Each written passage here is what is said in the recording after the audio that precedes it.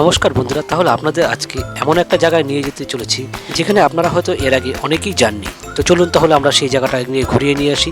আর আমার চ্যানেলটা যারা আজকে প্রথমবারের জন্য দেখছেন তাদের অনুরোধ করব চ্যানেলটাকে সাবস্ক্রাইব করে রাখুন আর বেল বাটনটাকে আপনারা প্রেস করে রাখুন যাতে সবার আগে আপনারা আমাদের ভিডিওগুলো দেখতে পান। চলুন তাহলে যাওয়া যাক। আজ 2 এপ্রিল বৃহস্পতিবার। আপনারা জানেন যে 2রা এপ্রিল আমার জন্মদিন, আর এই জন্মদিন উপলক্ষে আমি প্রত্যেক বছর কোনো না কোনো নতুন জায়গায় ভিজিট করি। গতবার আপনারা ভিডিওতে দেখেছিলেন, গতবার আমরা ছিলাম গুরুজংমার লেকে। তবে আজ আমরা যাচ্ছি কলকাতার অন্যতম বৃহত্তম মন্দির শ্রী বাল হনুমান মন্দির। এখন 4:40 বাজে আর আমরা এমজি রোড ধরে আমাদের গাড়ি এগিয়ে যাচ্ছে। আজকে আমরা যে গাড়িতে যাচ্ছি, সত্যি কথা বলতে এই গাড়িটা আমরা প্রথম দিকে পছন্দের তালিকায় ছিল না। যেহেতু প্রথমবার যাচ্ছি সেই জন্য আমরা ভুল করে এই বাসটায় উঠে পড়ি। কারণ এই বাসটা লেক টাউন নিয়ে যাবে এ কথাটা ঠিক, কিন্তু এই রুট যা দেখলাম সমস্ত কলকাতা ঘুরিয়ে তারপরে কিন্তু লেক টাউন পৌঁছে দেবে। আর এছাড়া আরও যে দুটো বাস ছিল, যে বাসগুলোর মধ্যে যে কোনো একটাতে আমরা যদি উঠতে পারতাম, যেমন 215/1 এই বাসটায় উঠতে পারলে কি হতো, আমরা কিন্তু একদম মন্দিরের সামনে পৌঁছে যেতে পারতাম। তবে 215/1 ছাড়াও 30C যেটা শ্যামবাজার থেকে ছাড়ে, আর শিয়ালদার থেকে যারা আসবেন তারা 223। এই বাসগুলো কিন্তু এই আমরা যে মন্দিরটাতে যাচ্ছি তার একদম সামনে দিয়ে যায়। তো চলুন তাহলে আমরা সমস্ত কলকাতা ঘুরতে ঘুরতে এবং এমজি রোডের জ্যাম, তারপরে এর পথে যে সমস্ত জায়গাগুলো পড়বে সব জায়গাগুলো ঘুরতে ঘুরতে আপনাদের নিয়ে যাই। চলুন তাহলে।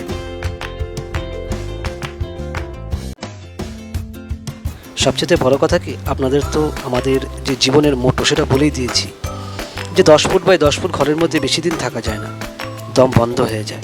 তখনই মনে হয় চলো একটু বেরিয়ে আসি কোথা থেকে। আর কোথায় যাব, এই এত গরম চারিদিকে, মানে ঘর থেকে বের হওয়া যায় না, এত অবস্থা খারাপ। তার মধ্যেও কিন্তু আমরা ছোটোখাটো একটা অবসর সময় বের করে আমরা ঠিক বেরিয়ে পড়ি কোনো না কোনো এক নতুন জায়গায়। তো আজকেও তো আপনাদের অলরেডি বলেই দিয়েছি কোথায় নিয়ে যাচ্ছি। তবে এখন তো একটু আগে বললাম না, যে বাসটায় আমরা উঠেছি, কী করতে যে আমরা এই বাসটায় উঠলাম, কোথা দিয়ে না নিয়ে যাচ্ছে। সে বড় বাজার থেকে শুরু করে শোভা বাজার থেকে শুরু করে হাতিবাগান, পাইকপাড়া, সমস্ত জায়গা ঘুরিয়ে আমাকে লেক টাউন নিয়ে যাবে। মানে আবার সবচেয়ে বড় কথা, এই বাসটা আবার মন্দিরের পাশ দিয়েও যাবে না, আমাকে ওই লেক টাউন স্টপেজটাতে নামিয়ে দেবে। সেখান থেকে আমাকে কিন্তু পায়ে হেঁটে মন্দির অবধি পৌঁছে যেতে হবে, এবং সেটা পুরোপুরি ভরসা করতে আমাদের গুগল ম্যাপের মধ্যে। তো যাকে কি আর করা যাবে, চলো। এই সুন্দর শান্ত স্নিগ্ধ দুপুরবেলা, এতক্ষণ অবধি বড়বাজার জ্যাম ছিল, তো সেই পার করে সুন্দর স্মুথ রাস্তা দিয়ে আমরা কিন্তু ফাইনালি লেক টাউন আমাদের নামিয়ে দিল। এখন চলো গুগল ম্যাপ ধরে হাঁটতে হাঁটতে আমরা সেই মন্দিরের উদ্দেশ্যে রওনা দিই। একদিকে ভালোই হলো, নতুন নতুন জায়গা দেখা গেল, নতুন পথ এক্সপ্লোর করা, যেটা আমাদের অন্যতম মানে আমাদের লক্ষ্য জীবনে, যে কলকাতায় আসার পরে কোথায় অলিগলি কোথায় কী আছে সব খুঁজে খুঁজে বের করা। আমরা দারুণ একটা বাসে উঠেছিলাম, পুরো কলকাতা ঘুরিয়ে টুরিয়ে লেক টাউনের সামনে এসে ছেড়ে দিয়ে বলছে আর ক্লক টাওয়ার অবধি যাবে না। তবে হ্যাঁ, যে কথাটা আপনাদের বললাম যে আপনারা ওই বাসগুলোতে আসবেন, ওই বাসগুলো তো সাধারণত মন্দিরের পাশ দিয়ে যায়, আর এছাড়া মন্দিরের পাশ দিয়ে যদি নাও যায়, আপনারা চেষ্টা করবেন যে লেক টাউনে যে ক্লক টাওয়ারটা রয়েছে, যেখানে মেসির মূর্তি প্রতিষ্ঠিত করা হয়েছে, সেই জায়গাটা নামবেন। তো যাকে মন্দিরে যাওয়ার পথে হাঁটার পথে আমরা কিন্তু সেই লেক টাউনের যেই লেক সেটার সামনে কিন্তু চলে এসেছি। আপনারা দেখতেই পাচ্ছেন যে এখানে সাঁতার প্রশিক্ষণ চলছে, চারপাশটা সুন্দর শান্ত স্নিগ্ধ জায়গা। একবার ভালো করে চোখ বুলিয়ে নিয়ে চলো আমরা আবার মন্দিরের উদ্দেশ্যে রওনা দিই। আমরা মন্দিরের খুব কাছে চলে এসেছি, আপনারা দেখতেই পাচ্ছেন সন্ধ্যা প্রায় নেমে আসছে, আলোকিত হয়ে গেছে চারিপাশ। তো ধীরে ধীরে আমরা এই ভিড় কাটিয়ে আমরা এবার মন্দিরের দিকে এগোনোর চেষ্টা করি। তাহলে ফাইনালি আমরা কলকাতার সবচেয়ে বড় বাল হনুমান মন্দিরে আমরা কিন্তু পৌঁছে গেলাম।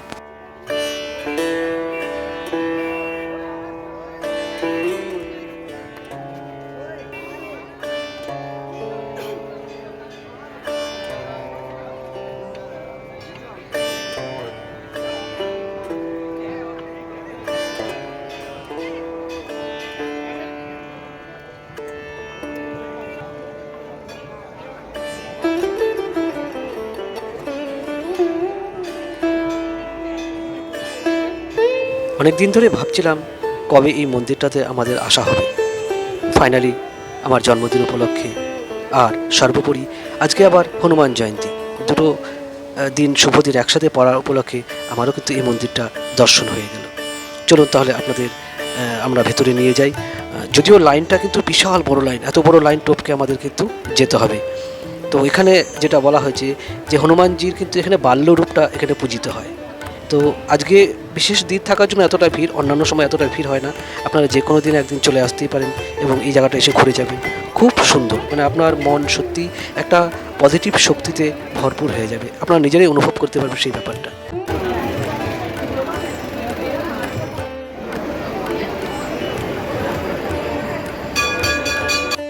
যেটা বললাম, মন্দিরটাতে যেহেতু আজকে ভীষণ ভিড়, তাই সব জায়গা যে পুঙ্খানুপুঙ্খ আপনাদের দেখাবো সেটা সম্ভব না।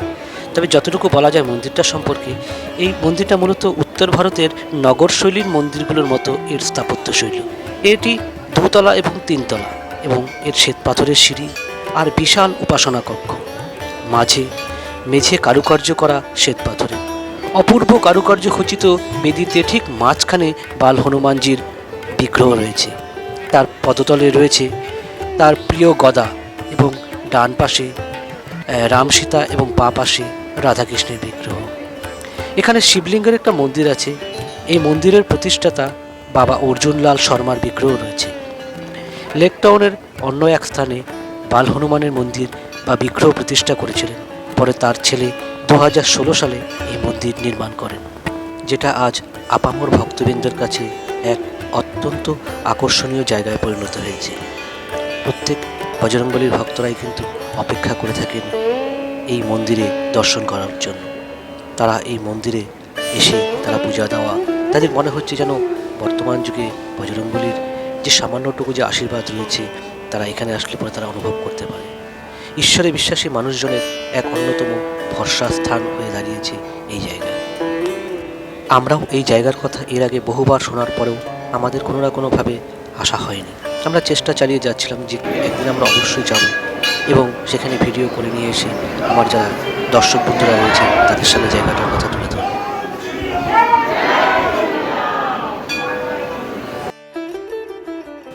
তো যাকে ফাইনালি এক বিশেষ দিনে, অর্থাৎ একইতে হনুমান জয়ন্তী, অন্যদিকে আবার একই সাথে আমার জন্মদিন, দুটি দিন একসাথে পড়ার জন্য আমিও আর দেরি করিনি, ভাবলাম আজই যেতে হবে। আপনারা তো জানেন যে এর আগেও বলেছি যে আমার জন্মদিনে কোনো না কোনো জায়গায়, নতুন জায়গায় আমরা অবশ্যই ভিজিট করি এবং সেই জায়গা সম্পর্কে পুঙ্খানুপুঙ্খ ডিটেলস নিয়ে আমি আমার দর্শকদের দেওয়ার চেষ্টা করি।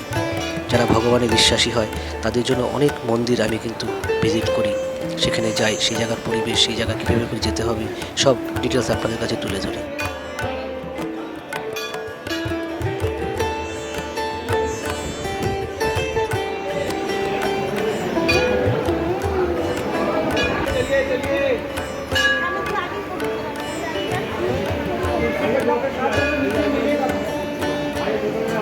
प्रसाद नीचे नीचे, प्रसाद आगे बढ़िए,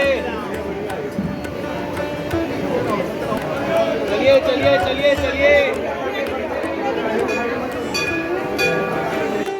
এই মন্দিরের ভিতরে ভক্তদের যে পরিমাণ আগ্রহ, উন্মাদনা এবং ভিডিও ফটো তোলার যে পরিমাণ উৎসাহ দেখলাম, যার ফলে মনে হচ্ছিল যে সাধারণ দর্শকরা হয়তোবা যারা সত্যি সত্যি ক্যামেরা করছিল না, কিছুটা হলেও ডিস্টার্ব হচ্ছিল। তো আমি এতটুকু অন্তত উপলব্ধি করতে পেরেছি আর হয়তো বেশি দিন এই কর্তৃপক্ষ অ্যালাউ করবে না এই মন্দিরের ভিতরে ফটো বা ভিডিও তোলার জন্য। যাকে আমরা সময় মতো চলে এসেছি আপনাদের জানানোর জন্য কী করে যাবেন, কী করে সেখানে পৌঁছাবেন, সমস্ত ডিটেলস নিয়ে। তো আশা করি আপনাদের আমাদের ভিডিওটা অনেকটাই হেল্প করবে।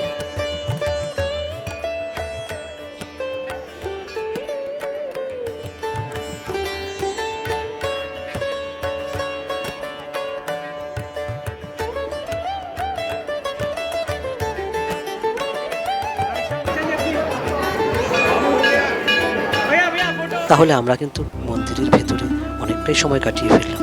এবার বাকি যারা ভক্তরা লাইনে অপেক্ষা করছে তাদেরকেও আসার সুযোগ দেওয়ার জন্য আমরা ধীরে ধীরে কিন্তু আমরা মন্দির থেকে বেরিয়ে যাচ্ছি।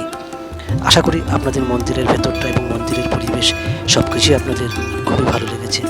আমরা যেমন দেখতে পেয়েছি এত সুন্দর একটা জায়গা, এত সুন্দর একটা মন্দির। আমি চাই আমার যারা এই চ্যানেলের দর্শকের বন্ধুরা আছে এবং যারা কাছাকাছি থাকেন তারাও একবার চলে আসুন।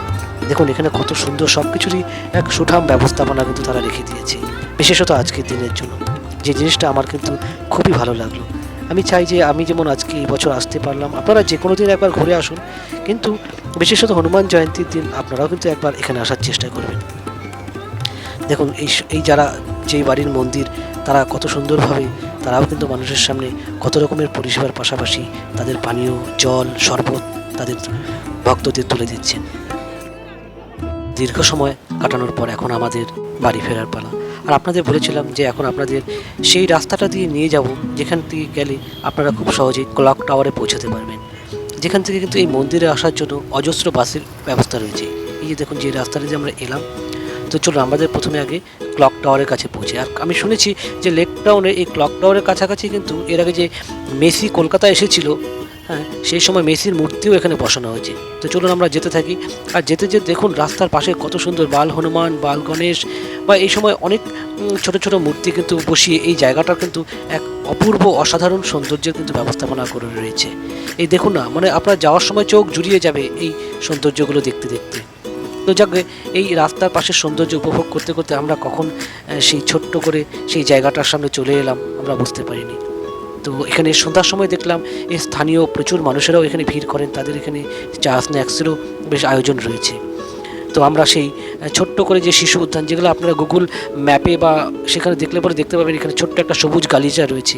তো আমরা এখানে চলে এলাম, এখানেই সেই লেক টাউনের সেই বিশালাকার ক্লক টাওয়ার।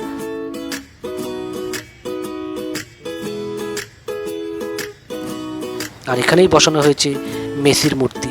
তো চলুন আমরা মেসির মূর্তিটাকে একবার দেখে নিই। আমরা তো এতদিন অনেক শুনেছি আলোচনা এটাকে নিয়ে, এবার কাছাকাছি দেখে নিয়ে আমরা কিন্তু এবার রাস্তার ওপারে চলে যাব। ওই যে বাসগুলো দেখছেন এগুলো কিন্তু হাওড়ার থেকে আসছে, হাওড়া শিয়ালদার থেকে। আর আমরা এই জায়গাটা একবার আপনাদের ঘুরিয়ে দেখিয়ে দিই। দেখুন এখানে কত মানুষ ভিড় করেছে। আর ওদিকে আইপিএল চলছে, এখানে বড় একটা জায়ান্ট স্ক্রিনেরও ব্যবস্থা রয়েছে। তো চলুন আমরাও একবার দেখলাম যে এখানে কেকেআরের খেলা চলছে আজকে যেদিন এসেছিলাম আমরা। তো এই খেলাধুলাও একটু দেখতে দেখতে আমার মনে হলো এই চারপাশটা একবার ভালো করে ঘুরে নিই, কোথায় কোথায় আর কি আছে। আর আপনাদেরও আমাদের ক্যামেরার মাধ্যম দিয়ে চারিদিকটা দেখানোর চেষ্টা করি।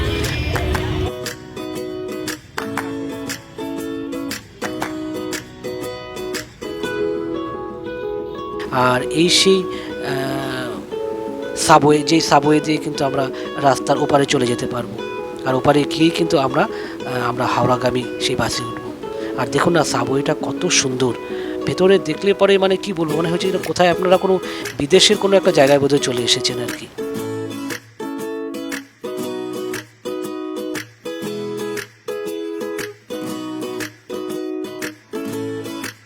যাই হোক, আমরা কিন্তু রাস্তা পার হয়ে আমরা রাস্তার এপারে চলে এলাম। আপনারা দেখতেই পাচ্ছেন সাবওয়ে দিয়ে আমরা উঠে এলাম। আর আমরা এখন যেই জায়গাটায় এলাম সেটা হলো শ্রীভূমি বাস স্টপ। দেখুন উল্টোডাঙ্গা শ্রীভূমি বাস স্টপ। আর এখান থেকে কিন্তু আমাদের হাওড়া বা শিয়ালদাগামী বাসে কিন্তু উঠতে হবে। ওই দেখুন রাস্তার ওপার দিয়ে যখন আমরা ওপারে ছিলাম মেসির মূর্তিটা আপনারা দেখতে পাচ্ছেন, ওখান থেকে আমরা কিন্তু রাস্তার এপারে চলে এসেছি। তো আমরা দেখি কিছুক্ষণ বাসের জন্য অপেক্ষা করতে হবে। অলরেডি প্রায় 7টার উপরেই বাজে আর কি। তো দেখা যাক আমাদের বাস কখন আসে আর কোন কোন বাস যায় আপনাদের তো বলেই দিয়েছি। তো আমরা অপেক্ষা করছি ওই 215/1 যেই বাসটা মন্দির থেকে হাওড়া স্টেশন অব্দি যায় সেই বাসটার জন্য।